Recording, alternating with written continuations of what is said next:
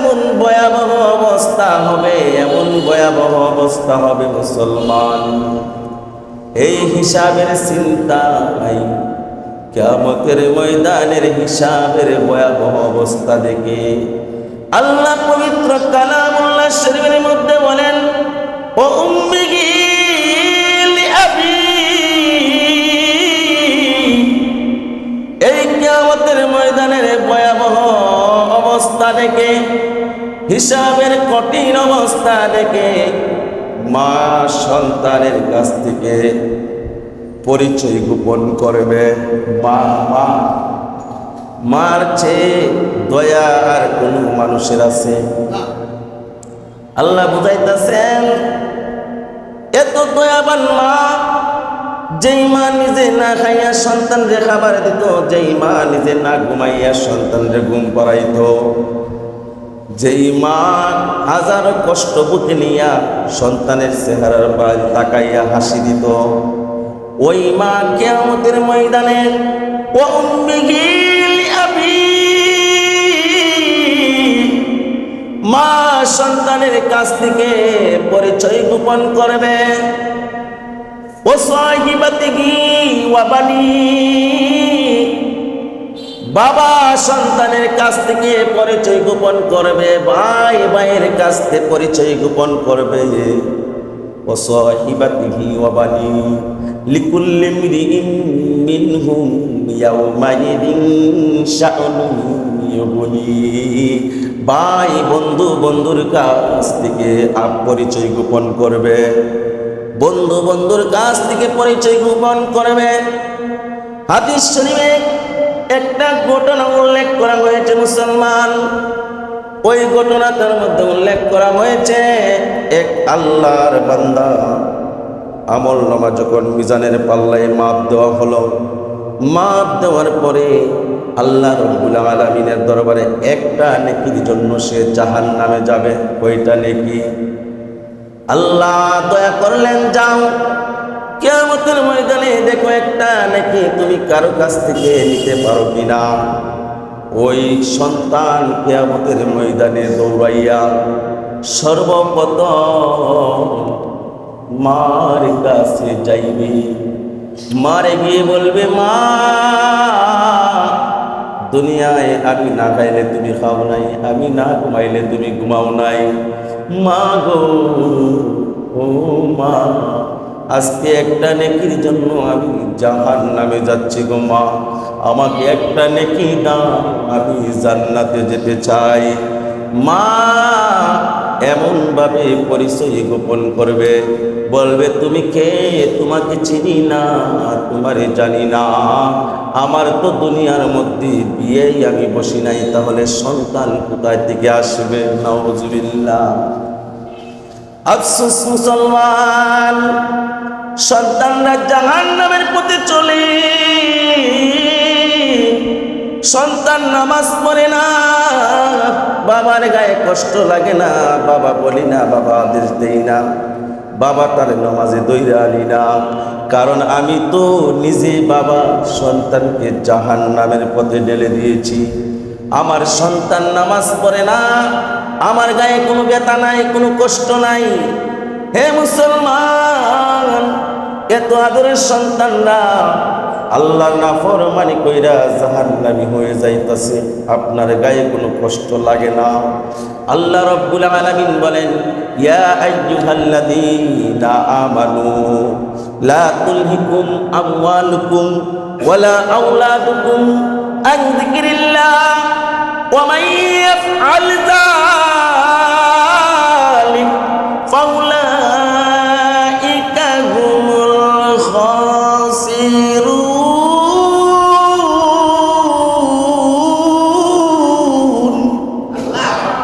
আল্লাহ রাব্বুল আলামিন বলেন, ইয়া আইয়ুহাল্লাযীনা আমানু, হে ঈমানদারেরা, সাবধান করে দিচ্ছি রে, যারা ঈমান এনেছ, ঈমান আনার পরে লা তুলহিকুম আমওয়ালুকুম ওয়ালা আওলাদুকুম, হে ঈমানদারেরা, দন দৌলত সন্তান সন্ততি পাইয়া, দন পাইয়া, সন্তান পাইয়া সাবধান, সায়ো আমার জিকির থেকে গাফেল হয়ে যাও, যদি আমার জিকির দিকে সরিয়া যাও, মনে কইর তুমি গাফিলদের অন্তর্ভুক্ত হইয়া যাইবা।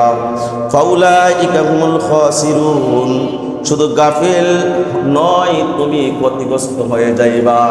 ক্ষতিগ্রস্ত মানি আমি জাহান্নামী হয়ে যাইব, ঠিক কিনা? এই জন্য মুসলমান, আপনার দায়িত্ব আপনার সন্তানকে জাহান্নাম থেকে বাঁচানো, ঠিক কিনা? আপনি নামাজ পড়তেছেন, হাজী সাহেব 5 ওয়াক্ত নামাজ, মৌলানা সাহেব 5 ওয়াক্ত নামাজ পড়তেছি, নামাজ পড়তে পড়তে জান্নাতে যামুগা।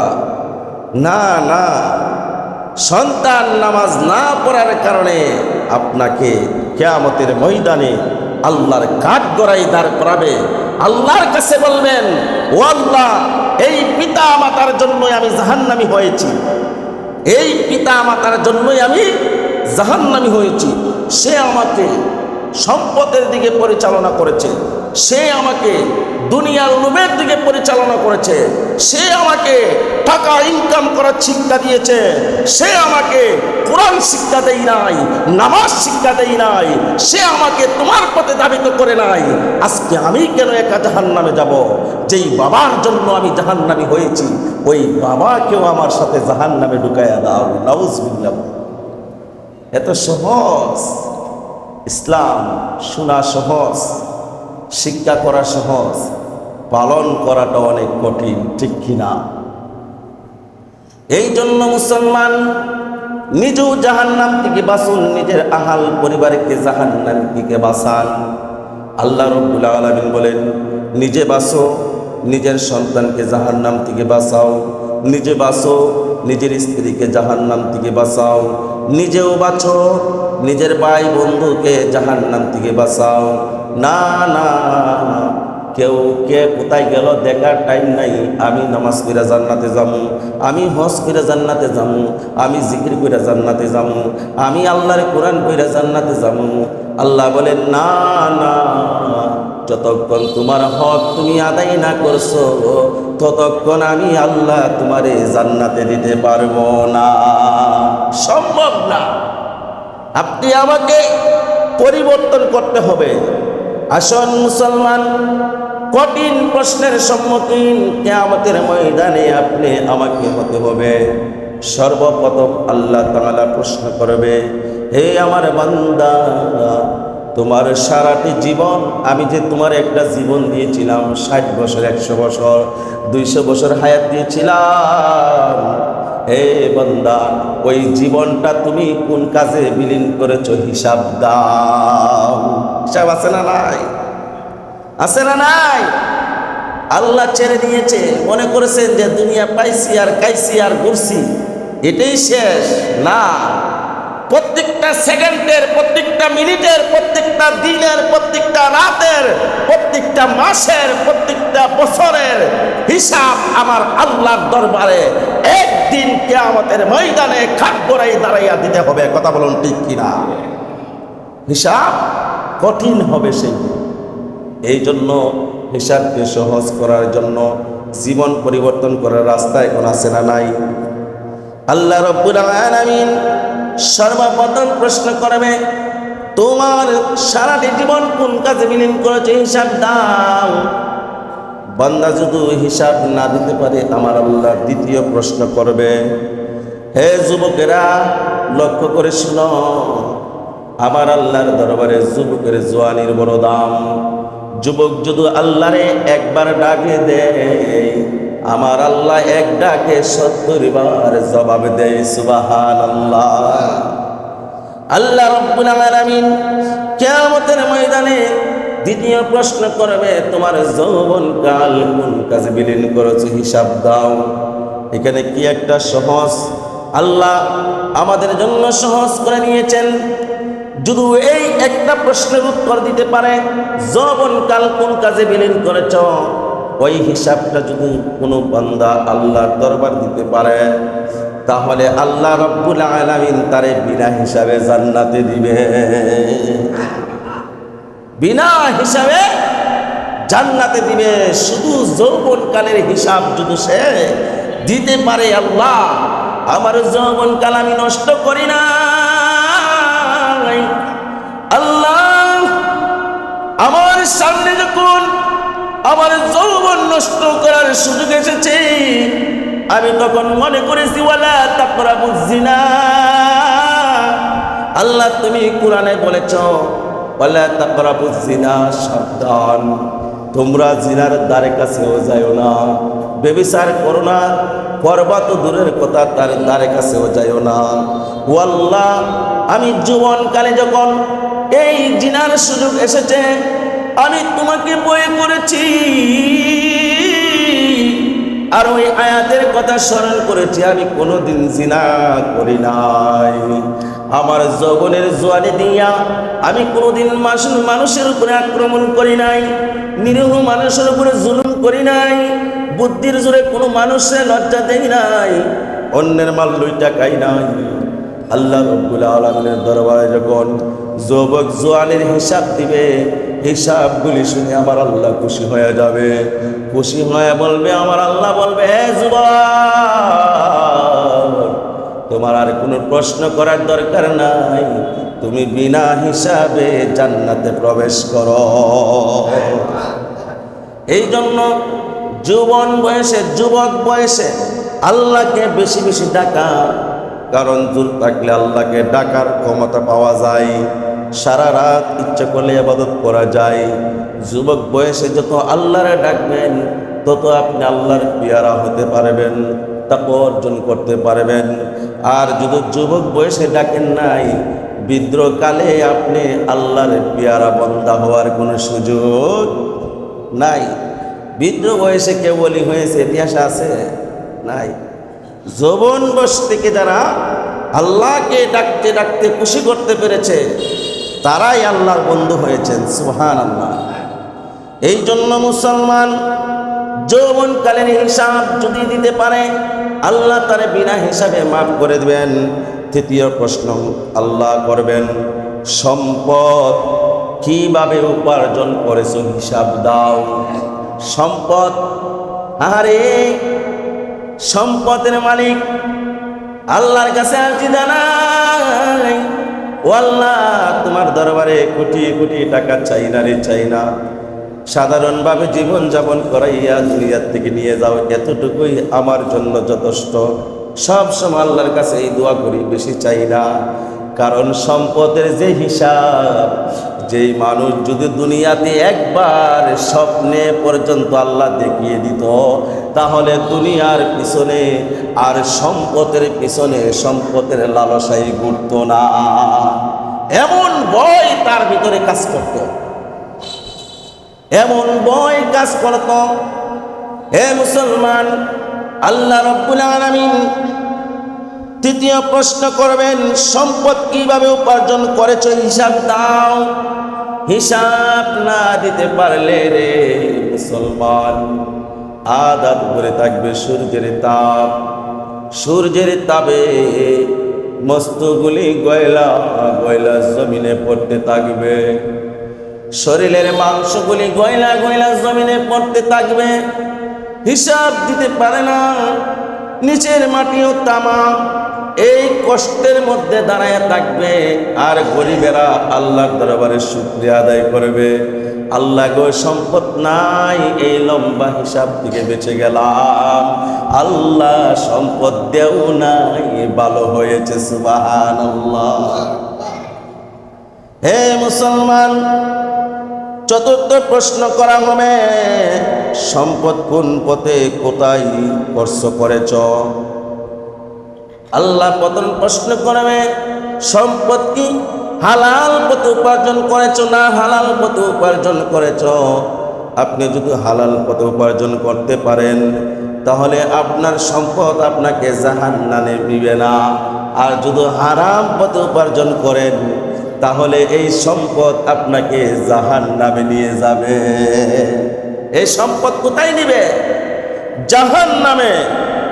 তৃতীয় প্রশ্ন এটা করা হবে। চতুর্থ প্রশ্ন হলো, আপনাকে আল্লাহ কিয়ামতের ময়দানে বলবে, সম্পদ কোন কাজে ব্যয় করেছ হিসাব দাও। আমি যে সম্পদ তোমাকে দান করেছিলাম, আচ্ছা বলুন, আমি 20 কানি 50 কানি জমিনের মালিক, আমার 10টা 5টা বাড়ি, আমার 50 কোটি টাকা ব্যাংক ব্যালেন্স, এই সম্পদ এগুলি কার দান? আওয়াজ করে বলুন, কার দান? আল্লাহর দান। তাহলে আপনি আমি কি আল্লাহর জমিন? এই জমিন কার? আল্লাহর। আল্লাহর জমিন ছাড়া এক কদম দেওয়ার ক্ষমতা আছে? নাই। তাহলে আল্লাহ বলেন, আমি যে সম্পদ দিয়েছিলাম, আমি যে তোমাকে সম্পদ দান করেছিলাম, কোন কাজে ব্যয় করেছো হিসাব দাও। সারাদিন কি তুমি এই রং কইরা সম্পদ উড়াইছ, নাকি সম্পদ হালাল কাজে ব্যয় করেছ, দান ফিরাত করছনি, আল্লাহর রাস্তায় আমার রাস্তায় দিছনি, অসহায়কে সাহায্য করছনি, সম্পদের ঠিক মতে জাকাত দিছনি? এইভাবে যখন আমার আল্লাহ প্রশ্ন করবে মুসলমান, আপনি যদি সঠিক প্রশ্নের উত্তর দিতে পারেন, আপনি যদি হালাল পথে সম্পদ ব্যয় করে যাইতে পারেন, তাহলে ওই সম্পদ আপনার জন্য জান্নাতে নিয়ে যাবে। সুবহানাল্লাহ। নয়তো আপনি হারাম পন্থায় সম্পদ উপার্জন করেছেন। কথা খুব খেয়াল করবেন মুসলমান, দুনিয়াতে যত বড়ই হন না কেন, আপনি যত বড় লোক হন না কেন, আপনার ঠিকানাও মাটির নিচে, একজন রাস্তার ভিক্ষুকের ঠিকানাও মাটির নিচে, ঠিক কিনা? এখানে কিন্তু সবাই সমান। আল্লাহ দুইটা জায়গায় সব মানুষকে সমান রেখেছেন। এক নম্বর হলো দুনিয়াতে বাইতুল্লাহ যত মানুষ যাবে, গরিবও যেখানে দাঁড়াইবে, বড় লোকও সেখানে দাঁড়াইবে, ঠিক কিনা? ভেদাভেদ আছে? মসজিদে একজন ভিক্ষুকও দাঁড়াইতে পারবে, একজন মন্ত্রী এমপি ম্যাজিস্ট্রেটও দাঁড়াইতে পারবে। ওইখানে কোনো লেখা নাই যে এখানে ভিক্ষুক দাঁড়াইতে পারবে না। আল্লাহ বলেন যে আমি আল্লাহ দুইটা জায়গায় আমি একই নিয়ম চালু করে রেখেছি। একটা হলো আমার ঘর মসজিদ, ইবাদতের স্থান, আরেকটা হলো রে মুসলমান, যেই দিন আপনাকে সাদা কাপড় পরাইয়া চির বিদায় দেওয়া হবে, ওই দিন আপনাকে সিংহাসন বানাইয়া 100 কিলোমিটার উপরে রাখবে না। আপনাকেও যেই ভিক্ষুক যেই মাটির নিচে গেছে, আপনি কোটিপতি, আপনি শিল্পপতিকে ওই মাটির নিচে শুইতে হবে, ঠিক কিনা? এখানে কোনো অহংকার তাকাব্বুরি চলে না। চলবে নাকি?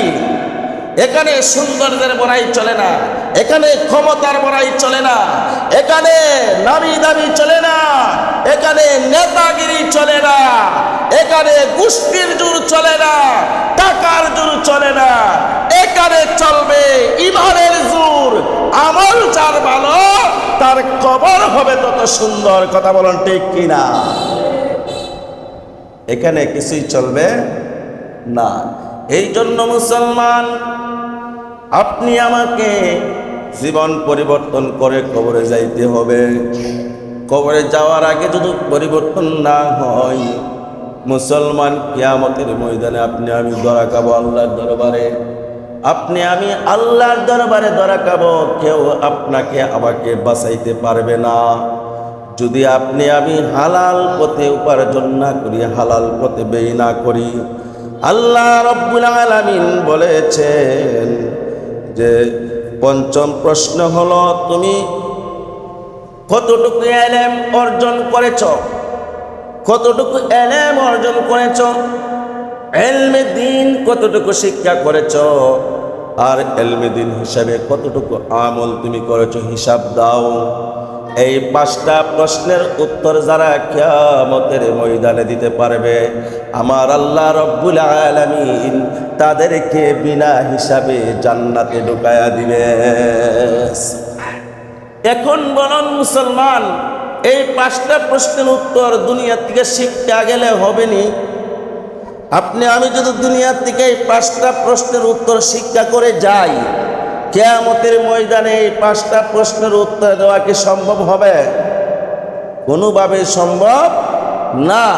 কারণ মুখস্থ কইরা গেলে আপনি আমি কিয়ামতের ময়দানে উত্তর দিতে পারবো না, যদি আপনি আমি আমল দ্বারা জীবন পরিবর্তন না করি। কথা বলুন ঠিক কিনা? স্বয়ং সম্পূর্ণ হতে হবে, হারাম ছেড়ে দিতে হবে, হালাল উপার্জন করতে হবে, হালাল পথে ব্যয় করতে হবে, আপনার যৌবনকাল পরিবর্তন করতে হবে, বৃদ্ধকাল পরিবর্তন করতে হবে। আপনি যৌবনে যা, বৃদ্ধ হওয়ার পরেও তা, আপনার রং কমে না, আপনার রং কমে না। বৃদ্ধকালেও অ্যাংম্যান সাজার ইচ্ছা হয়, ঠিক কিনা? বৃদ্ধকালেও অ্যাংম্যান সাজার ইচ্ছা হয়। এখনো আপনার শরীর নরম হয় নাই, এখনো আপনার গলার আওয়াজ কমে নাই, এখনো আল্লাহর দরবারে আপনি করজোড়ু হন নাই, আল্লাহর দরবারে সাহায্য চান নাই, ভাবে আল্লাহর দরবারে চান নাই, এখনো আপনি অ্যাংম্যান সাজতে চান। হে মুসলমান, বৃদ্ধকালেও যদি জীবন পরিবর্তন না হয়, তাহলে মরার পরে কি আর পরিবর্তন করার সুযোগ আছে? সুযোগ আছে? নাই। এই জন্য মুসলমান খালি শুনলে চলবে না, আমলে পরিবর্তন করতে হবে। হারাম উপার্জন ছেড়ে দিতে হবে, হারাম উপার্জন ছেড়ে দিতে হবে। কারণ দুনিয়াটা চিরস্থায়ী নয়, ঠিক কিনা? দুনিয়াটা কি চিরস্থায়ী? চিরস্থায়ী নয়, এটা হলো ক্ষণস্থায়ী। এই দুনিয়াটা হলো পরীক্ষার হল। এখান থেকে ভালো রেজাল্ট যারা করব, ওইখানে গিয়ে আল্লাহ তাআলা আমাদেরকে ভালো পুরস্কার দান করবেন, ঠিক কিনা?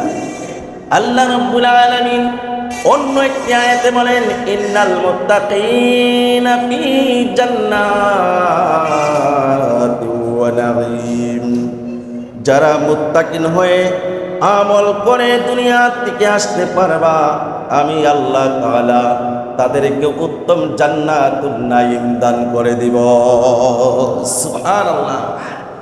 এই জন্য মুসলমান ইমানদার, সময় সংক্ষিপ্ত আর লম্বা করতে চাই না। আল্লাহ রাসূল সাল্লাল্লাহু আলাইহি সাল্লাম বলেন, হে আমার উম্মতেরা, সাবধান করে দিচ্ছি, তোমরা কোনোদিন আমার জিকির হইতে গাফিল হইও না। ইমানদার হিসাবে আল্লাহর জিকির থেকে দূরে সরা যাবে? হ্যাঁ, কথা বলুন, দূরে সরা যাবে? দূরে সরা যাবে না। কারণ আল্লাহ তাআলার হুকুম মেনে আপনি আমাকে দুনিয়ার থেকে যাইতে হবে। যদি হুকুমের অনুসরণ না করি আর দুনিয়ার থেকে চলে যাই, তাহলে এই কিয়ামতের ময়দানে ভয়াবহ অবস্থায় আপনি আমি আল্লাহর দরবারে ধরা খাইব, ঠিক কিনা? হ্যাঁ, সেই দিন ওইখানে আর বাঁচার ক্ষমতা আপনি আমাকে থাকবে না, আপনি আমি বাঁচতে পারবো না। হযরতে আব্দুল্লাহ ইবনে মাসউদ রাদিয়াল্লাহু তাআলা আনহু বলেন, রাসূল সাল্লাল্লাহু আলাইহি সাল্লাম বলেছেন, প্রত্যেক আদম সন্তানের জন্য 5টি প্রশ্নের উত্তর দেওয়া পর্যন্ত, 5টি প্রশ্নের উত্তর না দেওয়া পর্যন্ত কিয়ামতের ময়দানে একটা কদম সামনের দিকে আগাইতে দিবে না। এই জন্য মুসলমান জীবন পরিবর্তন করতে হলে সর্ব অবস্থা আল্লাহর ভয় অন্তরে থাকতে হবে। আপনার আল্লাহর ভয় যদি আপনার হৃদয়ে থাকে, আপনার পক্ষে গুনাহ করা সম্ভব হবে না, আপনার পক্ষে গুনাহ করা সম্ভব হবে না। এই জন্য আল্লাহ রাব্বুল আলামিন বলেন একটি আয়াতে, ইয়া আইয়ুহাল্লাযীনা আমানু, ইয়া আইয়ুহাল্লাযীনা আমানুত্তাকুল্লাহা ওয়া কুলু কাওলান সাদীদা ইসলিহ লাকুম আমালাকুম ওয়া ইয়াগফির লাকুম যুনুবা জামিআ। আল্লাহ অন্য একটি আয়াতে বলেন, ইয়া আইয়ুহাল্লাযীনা আমানুত্তাকুল্লাহ, হে ঈমানদারগণ, সর্ব অবস্থা উঠতে বইতে চলতে খাইতে ঘুমাইতে তোমাদের অন্তরে আমি আল্লাহর ভয় পয়দা করো। সুবহানাল্লাহ। আল্লাহর ভয় যদি আপনি আমার অন্তরে থাকে, হারাম কাজ করতে পারবো? সম্ভব? হারাম পথে যাইতে পারবো? হারাম পথে উপার্জন করতে পারবো? সম্ভব না। দায়িত্বের বেলা অবহেলা করতে পারবো না। আপনার উপরে যদি কেউ আমানত রাখে, সেই আমানত নষ্ট করা আমার পক্ষে আপনার পক্ষে সম্ভব হবে না যদি আল্লাহর ভয় অন্তরে থাকে, ঠিক কিনা? আপনার ভিতরে যদি আল্লাহর ভয় থাকে, আপনি যদি মনে করেন যেই মুহূর্তে আমি এখান থেকে 50,000 টাকা ঘুষ খামো, পৃথিবীর কেউ জানে না, কেউ দেখে না, কেউ শুনে না, শুনেন কে? জুড়ে বলেন, শুনেন কে? দেখেন কে? এটার নাম ঈমান। আর ওই ঈমান যখন আপনার থাকবে, পৃথিবীর কেউ দেখে না, কেউ শুনে না, কেউ বুঝে না, বুঝেন আমার আল্লাহ, দেখেন আমার আল্লাহ, শুনেন আমার আল্লাহ। আমার আল্লাহ যদি দেখে, তাহলে আমি কি এটা খাওয়া সম্ভব হবে? হ্যাঁ, আমি সুদ খাই চুপে চুপে, পৃথিবীর কেউ জানে না, কোনো মানুষ বুঝে না, কোনো মানুষ জানে না, শুনে না। আমি সমাজে সমাজ সেবক। আমি কি সমাজে সমাজ সেবক? আসলে সুদখোর। আসলে কি? সুদখোর। আমি সমাজে সমাজ সেবক। আসলে কি? ঘুষখোর। আসলে কি? ঘুষখোর। আসলে সুদখোর। কিন্তু পৃথিবীর এই সমাজের কেউ জানে না। জানেন কে? আল্লাহ। তার মানে আপনি আল্লাহকে ভয় করেন না, আপনি সুদ খান, আল্লাহকে ভয় করেন না, আপনি ঘুষ খান, আল্লাহকে ভয় করেন না, আপনি জিনা করেন, আল্লাহকে ভয় করেন না, আপনি অন্যের মাল লুটটা খান, আল্লাহকে ভয় করেন না, আপনি অন্যের হক নষ্ট করেন, আল্লাহকে ভয় করেন না। যদি আল্লাহর ভয় থাকতো, আপনি সুদ খাইতে পারতেন না, ঘুষ খাইতে পারতেন না, জিনা করতে পারতেন না। আল্লাহর ভয় অন্তরে নাই, এই জন্য আপনি এই গুনার কাজগুলি করেন। কথা বলেন ঠিক কিনা? এই জন্য আল্লাহ রাব্বুল আলামিন বলেন, ইত্তাকুল্লাহ, আমি আল্লাহকে ভয় করো, আর ভয় করার মতো করো। হাক্কা তুকাতিহি, আমি আল্লাহকে ভয় করার মতো করো। যদি ভয় করতে পারো, শয়তান তোমাদেরকে ধোঁকা দিয়ে গুনার কাজ করাতে পারবে? পারবে নাকি? এই জন্য আল্লাহকে সর্ব অবস্থা ভয় করার দরকার আছে না নাই? কিয়ামতের ময়দানে কঠিন অবস্থার থেকে যদি বাঁচতে চাই আপনি আমি, এই কঠিন প্রশ্নের উত্তর যদি দিতে চাই, সর্ব অবস্থা আমার আল্লাহকে ভয় করতে হবে। কথা বলুন ঠিক কিনা? আল্লাহ রাব্বুল আলামিন আপনি আমাকে জীবন পরিবর্তন করে কবরে যাওয়ার তৌফিক দান করুক। সকলে বলুন আমিন।